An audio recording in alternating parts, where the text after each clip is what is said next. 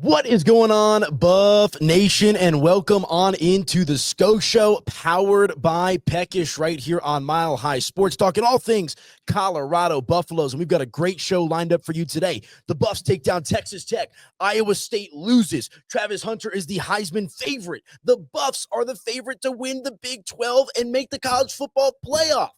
We're going to break it all down here on the Sko Show, so make sure to like this video, hit the subscribe button so that way you never miss an episode. Aniello, Piro, Chase Howell, we're back. What's up, buddy? What's up, buddy? 7-2 on the path to that college football playoff. It's an incredible world that we live in. 3 games left in the season, and we are right in the mix. What a time to be alive. What a time to be a fan of the Buffs. What a time to be alive to be a Buff hater because you have nothing to say.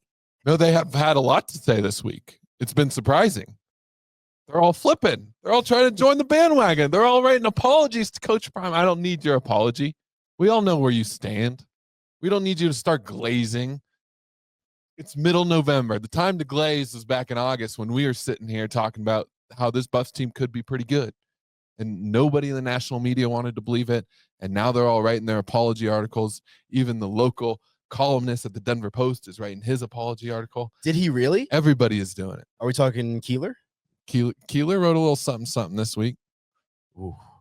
And I've been able to talk with Keeler a little bit personally. Like, I like him as a person, but like I wonder, like he was the ringleader, I would say, of like the Coach Prime suspect train. He was the only local, it seemed, one of the few local writers, I guess, that was outspoken negatively about the Buffs. There are a couple radio heads that might have said something. Eric Goodman.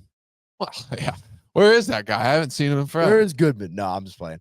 But yeah, I mean, it is crazy. To your point, Chase, Buffs are 7-2. Really impressive victory against Texas Tech over the weekend, 41-27, despite being down early in the first quarter of that game. If you want like a full Texas Tech kind of recap reaction video, that's already up on the Mile High Sports YouTube channel. We're going to preview Utah today. We're going to talk about the college football playoff, the Big 12 championship, all that good stuff. But quickly on the Texas Tech game, what were some of your big takeaways? I think just this defense. We've talked about it all season, and I think even early on in the year, we talked about this team might have a little bit of an identity defensively. I think they kind of have showed that over the last few weeks. They have legit ballers on that defensive side, and to be able to get as many sacks as they got, they now lead the Big 12 in sacks with 29. I think they're in the top 10 nationally. So this defense is legit. Yeah, I mean, I would say it's a little bit like less of an identity at this point and more like a primary personality trait. Like that's just kind of who the Buffs are. Like they're playing, I know this is a word that is consistently overused when it comes to talking ball, but they really are playing excellent complementary football right now where, the offense starts a little bit slow against Texas Tech, but the defense, bend don't break, offense picks it up. Defense gets better as the game goes along. I mean, that is the secret sauce for a team that is trying to make it to the Big 12 championship game, win that game, get to the college football playoff. And it's just been incredible to see them get better as each game has gone along. I've said that a handful of times on this show, but I don't know about you. I never had a doubt in that game against Texas Tech that Colorado would not come back and win. I was actually looking on my sports book, like trying to get, can I get 3-1 odds? Can I get 4-1 odds? We never got there. I think the peak of the market for Colorado as a dog was plus 150 down 13-0. So that tells you the books are adjusting, but also the college football world is recognizing just how powerful this Coach Prime-led CU team is. Have the books adjusted? I think the Buffs are now covered in 7 straight games, and they're covering by an average of over 14 points. Wow. Is that good? That seems pretty good to me. Yeah, that's absolutely wild. So, yeah, 41-27, big win for Colorado, which I think we were kind of talking about it through text and when we were talking on the phone. That was probably their toughest remaining game on the schedule, at least from a perception perspective. Absolutely. Texas Tech, obviously not that easy of a place to play. I think CU kind of showed that. It was definitely a hostile environment that they went into, but they embraced it. I think that's the beauty of where this team is at, and that's the beauty of what this team has done on the road ever since that Nebraska game. They have embraced tough road games. They've played their best football on the road. They played a great game against Arizona. They played a great game against UCF. Obviously, they played a pretty complete game against Texas Tech. Of Of course, I think they struggled a little bit late in that fourth quarter. They didn't have a great first quarter, so they weren't able to put 60 minutes together this past Saturday. But they have proved that they can go into a hostile environment and win. And they really don't have hostile environments in front of them. They go to Arrowhead Stadium in 2 weeks. I don't think that's going to be that crazy. A lot of wasted tortillas in Lubbock. Oh, what a waste. Whoever got Shedeur Sanders to sign the tortilla, that's pretty badass. But outside of that, I don't think he gave it back to him. I think. Oh, really? I think CU kept that. How about Travis shoving the tortilla into his pants, like on the first play of the game? Like I've never heard of that before. I don't know if you have. Weird tradition, but that's what college football is all about. It is. But why would you waste tortillas? Tortillas are delicious. They're absolutely delicious. All you need is a little cheese, a little butter, right? Quesadillas at night. I don't think they taste as good with some grass in them. Yeah, I guess that's true. But no, it was a good win for the Colorado Buffaloes. And I think what's most impressive, or not even impressive is the right word, but what's been eye-opening for me is, so I wake up on Monday, right, after the Sunday slate of the NFL. I'm like, let's check out some odds. Like, let's see where Colorado's at in regards to making the college football playoff. And to my surprise, they're down to plus 125 to make the college football playoff, which is essentially a pick 'em, for lack of a better phrase, right? I mean, you're pretty close to that minus 110 number. So very short odds there for Colorado. But what's more eye-opening to me is Colorado's the favorite to win the Big 12 at this moment at plus 135. BYU is in second place there at plus 185. BYU's undefeated.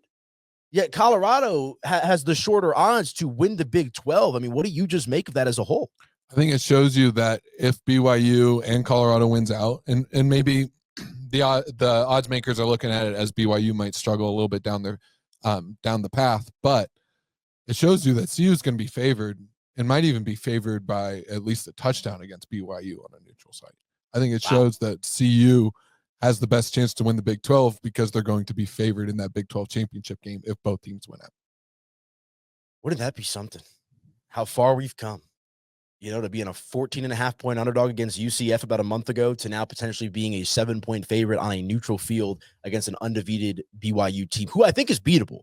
I mean, they've looked a little shaky, I feel like, throughout the course of the season, in particular last week. Maybe the luckiest team in the nation. Yeah, and I think the odds makers, and not even, I don't want to just keep it all betting centric, but as we've talked about, the odds are a good way to kind of read where the public's at, or read kind of the tea leaves, for lack of a better phrase. And you saw the Utah coach exploding, or the AD rather exploding last week after the game against BYU.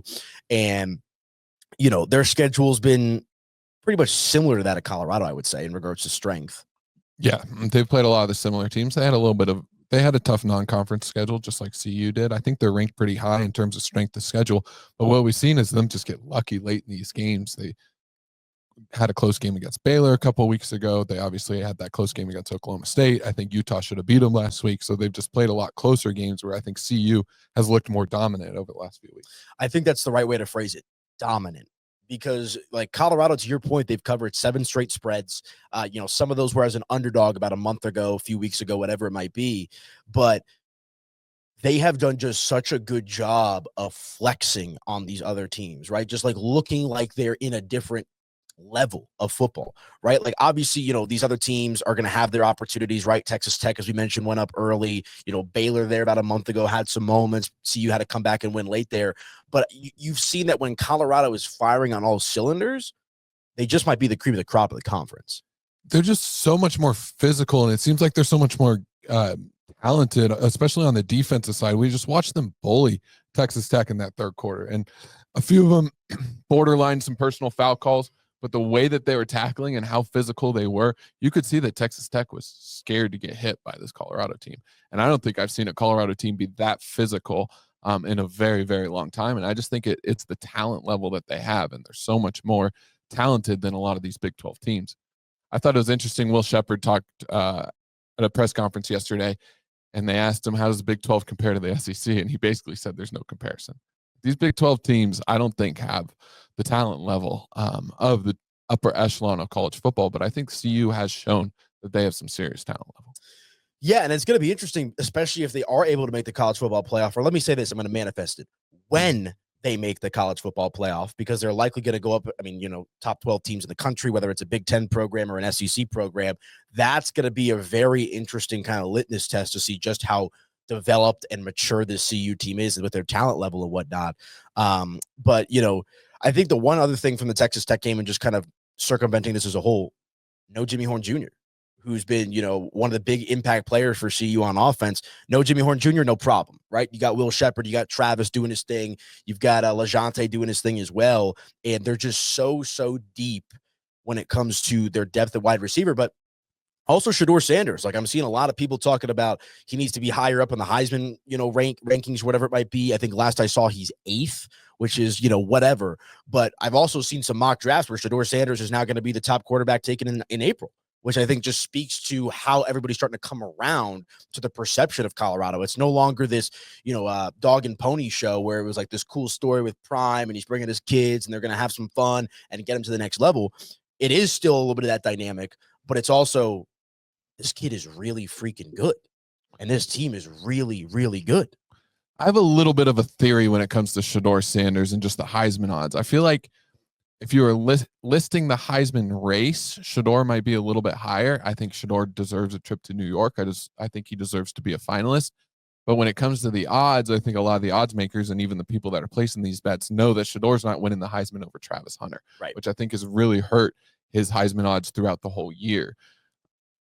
Does he deserve to be in New York? Yes, but nobody's going to be betting him to win the Heisman because he's just not winning it over Travis Hunter with how healthy Travis Hunter has been. And I think even with 3 games left, there's no chance that Shedeur beats out Travis. Yeah, and I don't want to say that it's a lock for Travis at this point, but after what happened to Miami over the weekend, you want to give it to the Boise State. Cam Ward threw for almost 400 yards, though. So yeah, I guess it's true, but a loss is a loss. Recency bias. Yes. Like, Colorado's lost. They haven't lost in about a month, it feels like. And so it's going to be interesting to see how this all kind of shakes out because we've talked about it since before the season started that Travis Hunter is the best player in college football. And it'll be such a cool moment to see him get up there and get that Heisman Trophy because I think it's an absolute travesty, lack of better, no pun intended, travesty, if he does not win the Heisman Trophy. So it's going to be exciting. But real quick, you guys, let me tell you about our friends over at Peckish. If you're going up to the game this weekend, 10 a.m. starts. Be sure to check out our friends over at Peckish after the game for your post-game grub. Incredible chicken wings, guys. I mean, I can't say enough about it. I've been thinking about it since last night because I'm going there for lunch today. 2 locations in Colorado, one up on the hill in Boulder, and their brand new location in the Denver Tech Center. So for any of the Denver Metro Buff fans, be sure to check them out right off of I-25 in Bellevue. The pizza at the I-25 in Bellevue location is incredible. Danny and I were there last week, who's behind the glass. We had the Peckish pepperoni, which is like double pep, red onion, and a hot honey drizzle. Bro. I'm literally dreaming about it. It's crazy that there's pizza on that menu that you wouldn't normally order, and Byron brings it out to you, and you're like, what is this? He gives you a few ingredients, and you put it in your mouth, and you're like, oh my God, that is mouthwatering. Yeah, it's absolutely incredible. And also be sure to check out their Peckish Happier Hour, Monday through Friday from 3 to 6 p.m. and Monday through Wednesday from 9 p.m. to close. $3 pepperoni slices, $1 boneless wings, $4 Deep Eddy, $4 Wells, and $4 green teas. Guys, make sure to make Peckish your go-to spot on game day up in Boulder for chicken wings. And if you're at the Denver, or if you're in the Denver metro area, their new location off of I-25 in Bellevue with the pizza and the chicken. Let them know that Mile High Sports and the Sko Show sent you. Coach Prime, Travis Hunter, Shedeur Sanders approved. Be sure to check out our friends over at Peckish. But kind of continuing along with the conversation here, Chase. So the Utah quarterback just got hurt. So well, they're like third, they're third, yeah. It might even be their 4th quarterback. Huh? It's been a down year for Utah because what's funny about this matchup this weekend is everybody likes to get the schedule when it comes out right before the season. You're like win, loss, win, whatever it might be. I thought this was going to be a loss for Colorado at the beginning of the season just because I wasn't sure how this team would develop. And again, like that's not me being a pessimist, but that's also me just being a little bit unsure. Looking at what happened last year, bringing all these players in.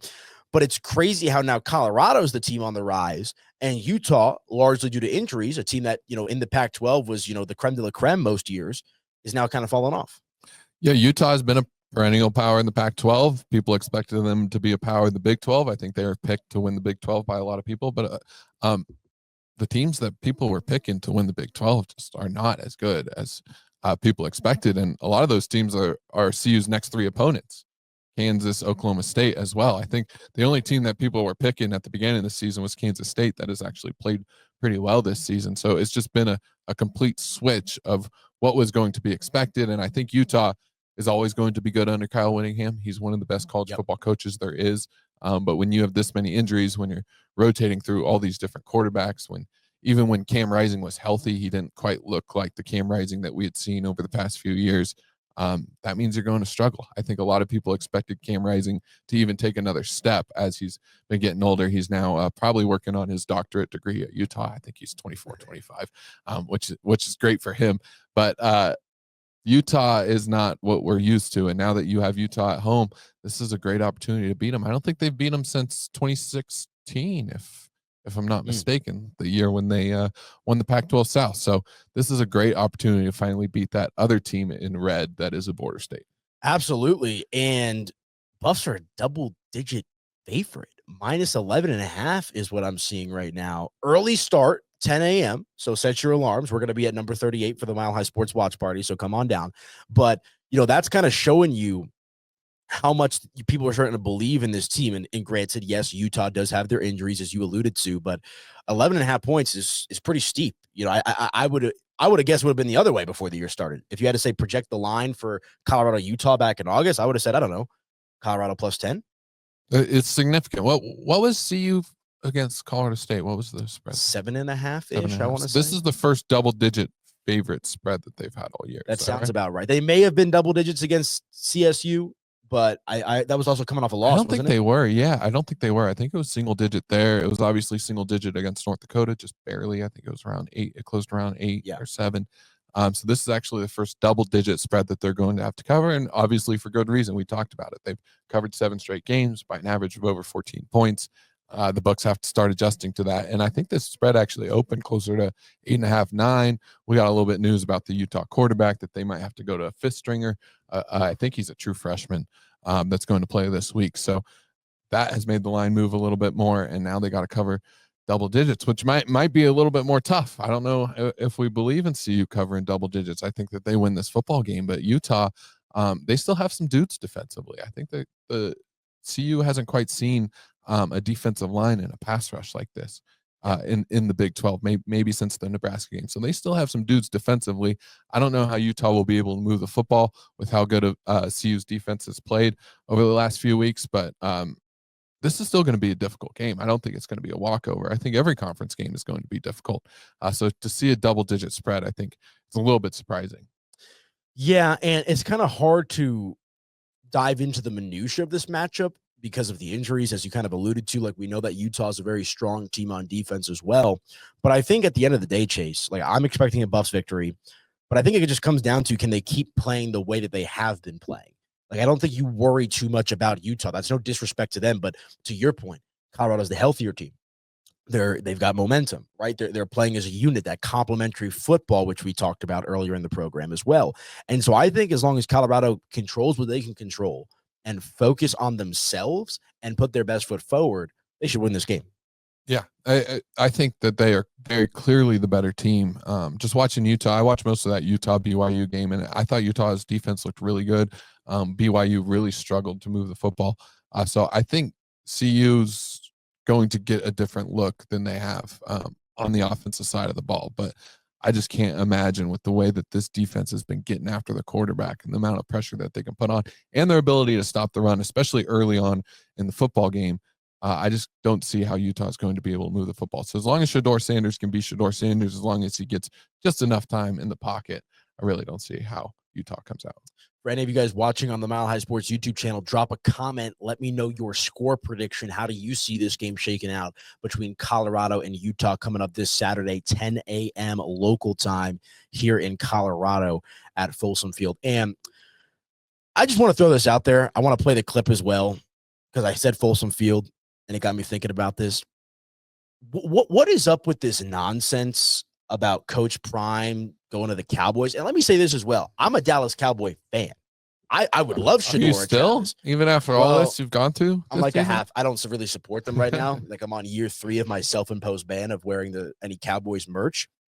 But I don't know if you saw that clip yesterday, and I'll play it here in just a moment as well on the show, where I think it was, who was it? Michael Irvin, the playmaker, number 88, talking about, would you want to go and coach Dallas? Would you want to coach Shedeur?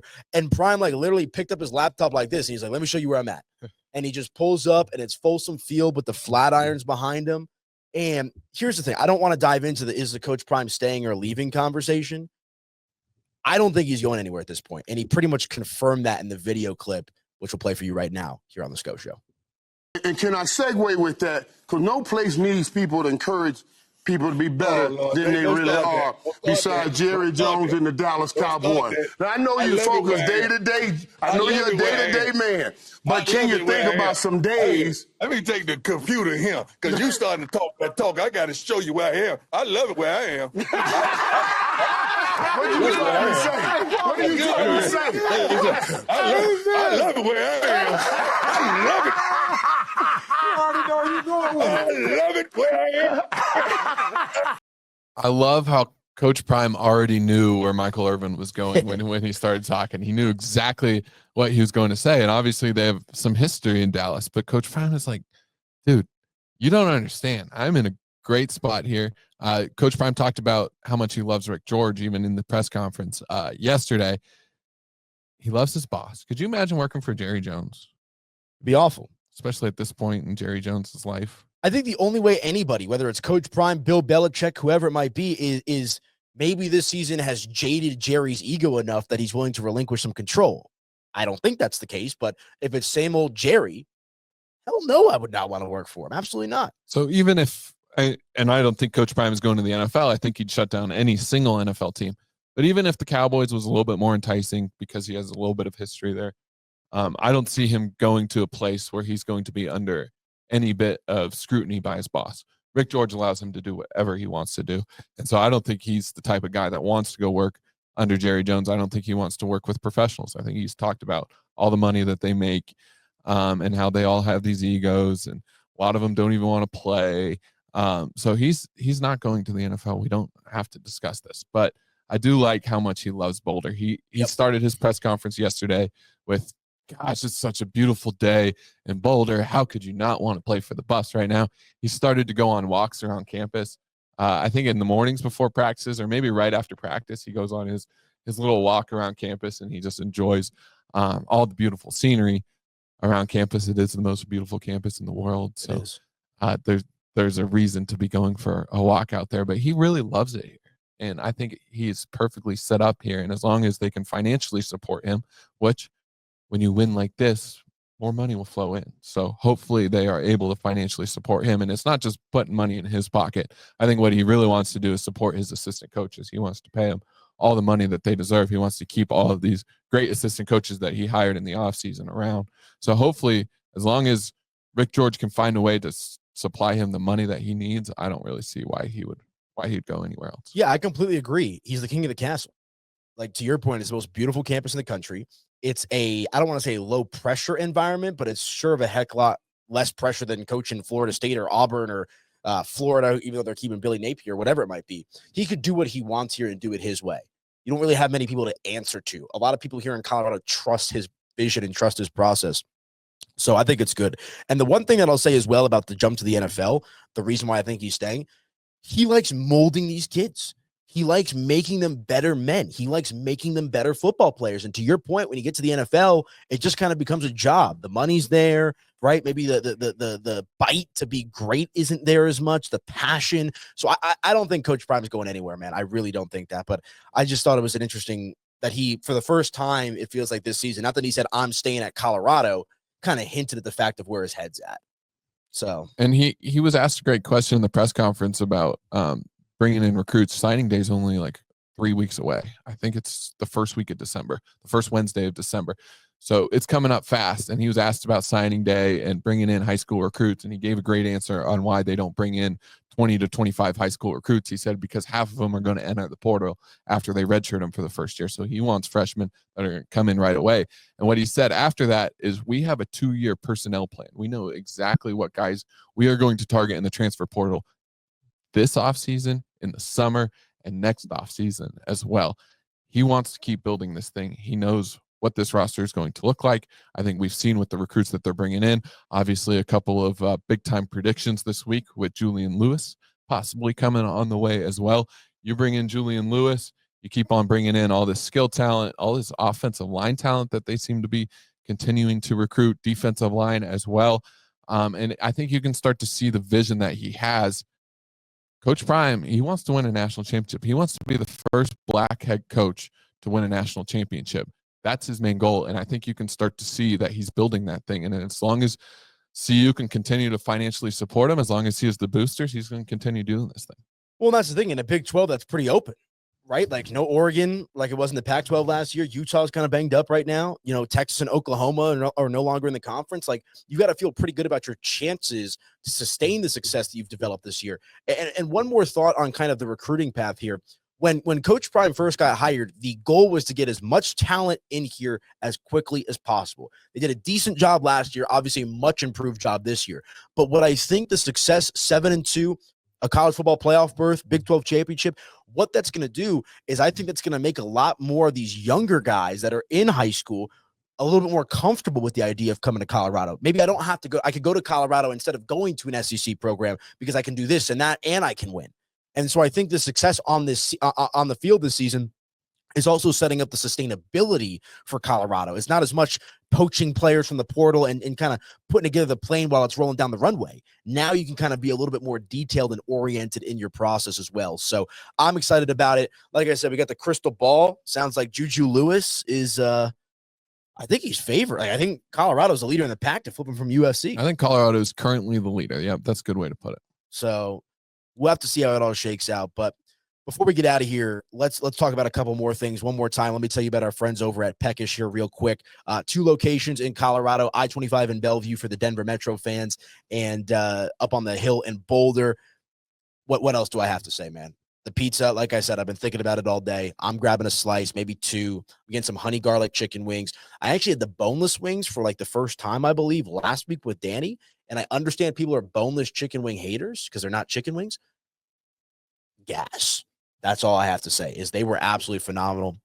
All the best sauces. Their ranch is probably the best ranch I've ever had in my life. Be sure to check out our friends over at Peckish up on the hill in Boulder. And we're going there for lunch, so I'm excited. Shout out to my boy William Mall, who I worked for on the PGA Tour last week. He will not eat a chicken wing, but he loves chicken tenders. He loves boneless chicken. So he would be the type of guy that would be walking in there getting some boneless. Well, yeah, let's get him out here, and we can, do a little golf Peckish collaboration as well. Exactly. But please check them out, guys, on social media, on their website, peckishco.com. They're the reason that we're able to do this show right here on the Mile High Sports YouTube channel. And I promise you, I love to eat. I'm a recovering fat kid from my time as a child. You will absolutely love Peckish and their chicken wings. 2 locations up in Boulder and in the Denver Tech Center. But as we kind of start to wrap up here, Chase, we got the college football playoff rankings. Colorado up to number 17. We talked about how they're favorite to win the Big 12 championship. They're plus 125 to make the college football playoff. I'm not reading too much into that ranking because, as we've talked about, as long as they win their football games and do it in pretty convincing fashion, the rest will take care of itself. Yeah, the path is laid out for them. All they got to do is win the Big 12 championship. Now, we have discussed this a little bit on previous shows. Could they sneak up there to a 13-12 position? Could they be a 10-3 team that loses in the Big 12 championship and still get in the college football playoff? It's probably going to be hard to do with 3 losses, considering all the SEC teams that are kind of in there lurking. I think Georgia was the last team out last night on the college football playoff rankings. So it might be difficult to do, but you keep working your way up. You keep jumping 2 spots every week, and maybe you can sneak in there at 10-11. I still think they got to win the Big 12 championship in order to do it. Yeah, I mean, you don't want to leave it up to any outside factors, right? Like you want to just win the Big 12 championship and put it to bed at that point. You don't want to have any help or, at the mercy of the committee or whatever it might be. So what were they? They were 18 last week, I want to say, in the CFP playoff. 18 or 19, yeah. 18. So, I mean, they've only moved up a couple of spots, which is not surprising. But again, everything that Coach Prime and the Buffs have set out to accomplish this year is still very much in front of them. And what's not to love, man? What's not to love? It's a beautiful world we live in. This is what we're talking about. We've been talking about this on the Sko Show for a long time. We talked about the talent on this team. We were not hating. We knew what was coming. Now, did we know that we'd be talking about the college football playoff on November 13th? Maybe not, but we knew that this team was going to win a lot of football games, and I think they've proven on the football field that they are talented enough to go to the college football playoff. It's a new day for the Colorado Buffaloes. It's a new day for college football. I want to thank you guys so much for tuning in to the Sko Show. You can follow me on social media at Media by AP. He's at Chase Howell _. Drop some comments. Let me know how you're feeling about the Buff season, how you're feeling about this game this weekend against Utah. Be sure to check out our friends over at Peckish and like this video, and also make sure to subscribe. That way you guys never miss an episode of the Sko Show. But for Chase Howell, I'm Aniello Piro. Thank you guys so much for tuning in. Shout out super producer Danny Bailey pushing the buttons. And we'll talk to you guys next week. Sko Buffs, baby. Sko Buffs.